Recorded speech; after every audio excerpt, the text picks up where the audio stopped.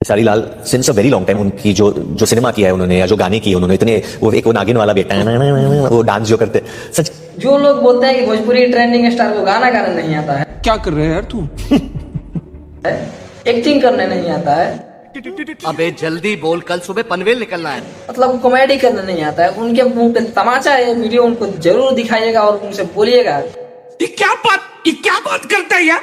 कि भोजपुरी एक लौता star trending star है ना, जिसके तारीफ बॉलीवुड वाले भी करते हैं। क्या बात है सर, क्या बात है सर, क्या बात, ये बात है। अभी होता है इट्स अ वेरी मतलब 500 मिलियन के ऊपर 600 1 बिलियन भी हो गया वो शायद। वो मुझे बहुत पसंद है, तो उनके गाने मुझे पहले और बॉलीवुड वाले इनसे सीखते हैं, इनके फैन हैं। इसी में का एक फैन है वरुण धवन, वो मुझे बहुत पसंद है, तो उनके गाने मुझे पहले से ही पसंद है और उनकी गायकी का मैं फैन हूँ, एक्टिंग का फैन हूँ। जो कि इनको आज से नहीं बहुत साल पहले से, जब वो इंडस्ट्री में नहीं आए थे तब से इनका फैन रहे हैं और आज तक इनका गाना सुनते हैं और इनका फिल्म भी देखते हैं और शुरू से इनका फैन है।